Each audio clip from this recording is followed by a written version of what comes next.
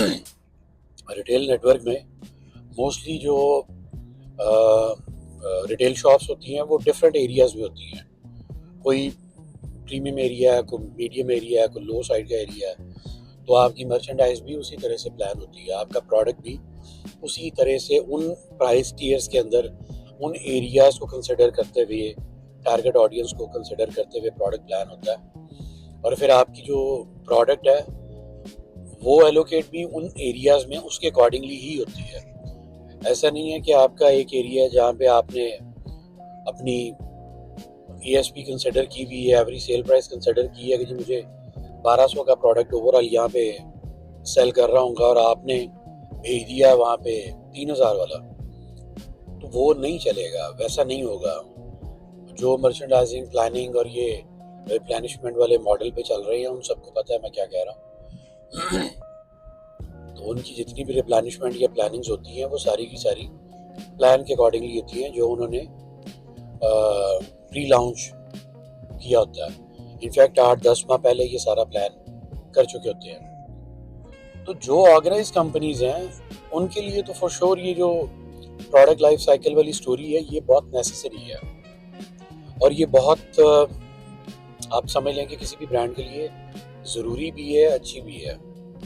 आप खुद से डिसाइड करते हैं कि मैंने एक प्रोजेक्ट है वो मार्केट में लॉन्च करना है, तो उसके क्या फीचर्स हैं, उसकी क्या वैल्यू है, क्या वर्थ है पूरी मार्केट के अंदर या हाफ मार्केट में या जो भी टारगेट ऑडियंस है, और उसको कितने अरसे तक आपने मार्केट में रखना है।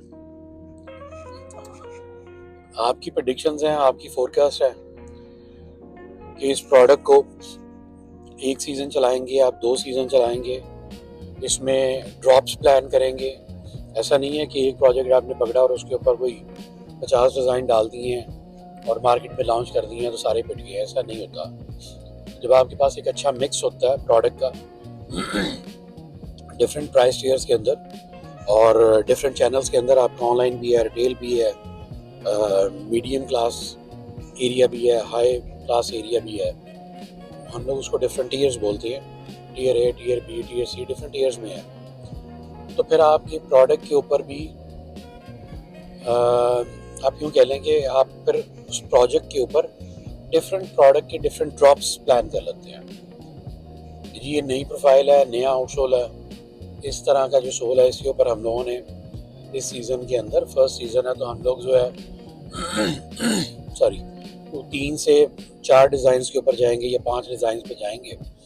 उसमें कुछ स्लिप ऑन होंगे, कुछ लेसअप होंगे, कुछ इस क्लास को कैटर करेंगे, कुछ इस टाइप ऑफ कस्टमर को कैटर करेंगे, और इसका इतना वॉल्यूम प्लान करेंगे अलॉन्ग विद दीज कलर्स। और नेक्स्ट सीज़न जो है उसके अंदर इसमें हम ये फला चीज़ लेके आएंगे। तो आप प्रोडक्ट को प्लान करते हो, प्रोजेक्ट को प्लान करते हो कि कितना अरसा आपको वो प्रोजेक्ट या प्रोडक्ट लेके चलना है। उसकी एक बहुत बड़ी रीज़न ये भी होती है, बहुत सारे ब्रांड्स अपना प्रोडक्ट एक्सक्लूसिव बनाते हैं। ऐसा नहीं है कि आउटसोर्स किया, आप भी वही कर रहे हो, सिमिलर प्रोडक्ट 4 दुकानें छोड़ के अगले ब्रांड के पास है, सिमिलर प्रोडक्ट 2 दुकानें छोड़ के एक और ब्रांड के पास पड़ा हुआ है, ऐसा नहीं है। सो सारे ब्रांड कोशिश करते हैं कि हम अपना प्रोफाइल थोड़ा डिफरेंट करें और कहीं ना कहीं पे हम अपनी जो टूलिंग है वो करें, हम अपने मोल्ड्स ओपन कर लें, हम अपना सोल प्रोड्यूस करें या करवाएं। तो जब आप ये वाला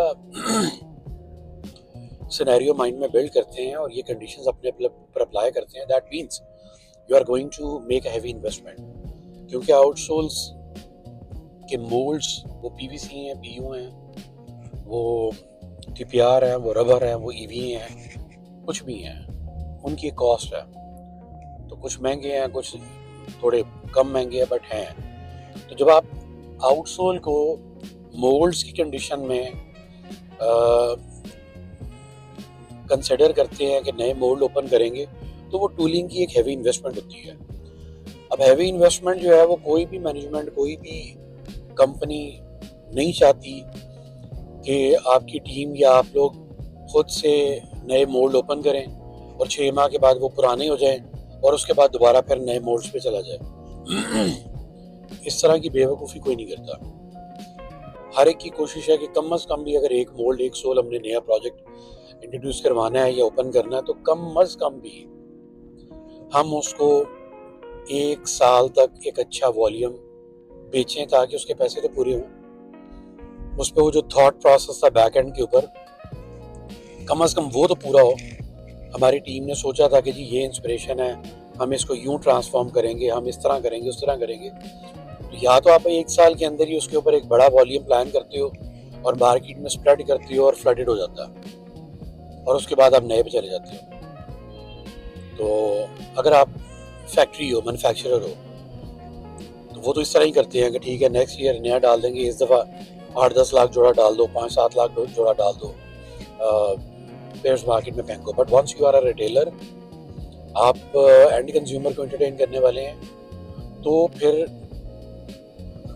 आप की कंपनी कभी भी ये नहीं कहेगी कि आप इस आउटसोल को एक ही साल प्लान करो, क्योंकि वो 1 साल में क्वांटिटी इतनी बड़ी प्लान करते ही नहीं है, ना कर पाते हैं, क्योंकि ज़्यादा बड़ा रिस्क है। तो आपको ना चाहते हुए भी वो 1 या 2 सीज़न, कहीं ना कहीं 3 सीज़न भी माइंड में रखना पड़ता है उसकी सक्सेस या फेलियर की स्टोरी से पहले, at the time of forecast.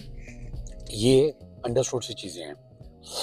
तो आप बड़े वॉल्यूम प्लान नहीं करते, बड़ा रिस्क नहीं लेते कि गॉड फॉरबिड अगर वो मार्केट में गया और पिट गया, तो जितना बड़ा स्टॉक होगा, जितनी बड़ी इन्वेंट्री होगी, उतनी बड़ी प्रॉब्लम होगी, उतना ही आपका सारा बजट स्टक हो जाएगा और नेक्स्ट आप बाइंग करने जोगे नहीं रहेंगे। नेक्स्ट आप प्लान प्रॉपर तरीके से नहीं कर पाएंगे जब तक आपका एग्जिस्टिंग इन्वेंट्री जो है वो आपकी फ्लश आउट नहीं होती है। तो ये थोड़ा क्रिटिकल होता है, आई रियली अंडरस्टैंड। तो रिस्क होता है लेकिन बड़ा कैलकुलेटेड और बड़ा कंसिडर करके किया जाता है कि भाई इसके ये इफ एंड बट होंगे। एनीवे, जब आप प्रोडक्ट लाइफ साइकिल को कंसिडर करते हैं, हम लोग करते थे, बट शायद बहुत ज़्यादा नहीं, क्योंकि as I told you that in Pakistan there is no such culture or proper way of working. But yes, मैं चूँकि काम कर रहा हूँ कुछ इंटरनेशनल ब्रांड्स के साथ में, उनके लिए डेवलपमेंट्स और वो सारी वर्किंग मैं करके देता हूँ।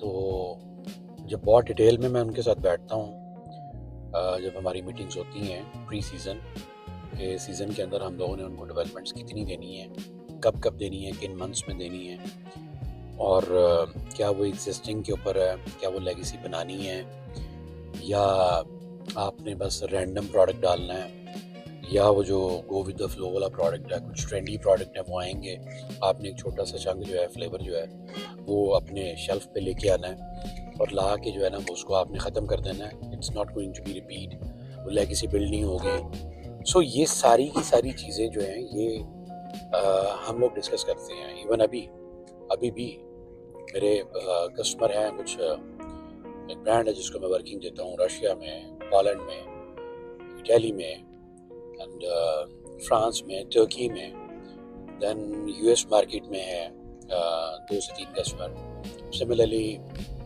साउथ अमेरिकन मार्केट है जिसमें Chile, Peru, Brazil, Argentina, Mexico ये हैं। कहीं ना कहीं थोड़ा बहुत उनके साथ काम चल रहा है।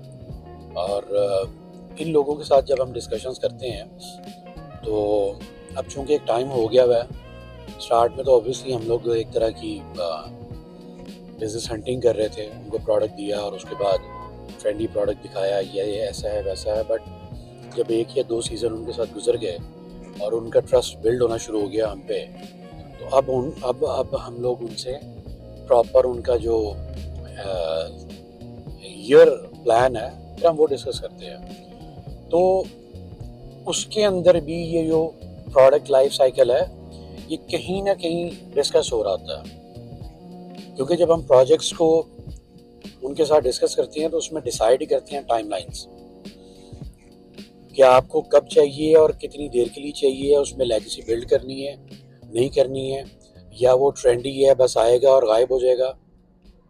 तो वो एक सर्टेन परसेंटेज रखी हुई है कि आपने एग्जिस्टिंग प्रोडक्ट जो है उसको कैरी फॉरवर्ड करना है और उस पर न्यूनेस कितने परसेंट आपने डालनी है और उसको आपने कंटिन्यू करना है, क्योंकि आपकी मेजर ऑडियंस उस तरह की है, कुछ लेगेसीज बिल्ड होगी हुई हैं, आप उसको आउट नहीं करेंगे, बल्कि उसको थोड़ा फ्रेश लुक देने के लिए उसमें एवरी सीज़न एक दो न्यूनेस के पर्सपेक्टिव में प्रोडक्ट डालने हैं, ताकि वो जो ओवरऑल प्रोजेक्ट है या ओवरऑल जो आउटसोल है वो अलाइव रहे।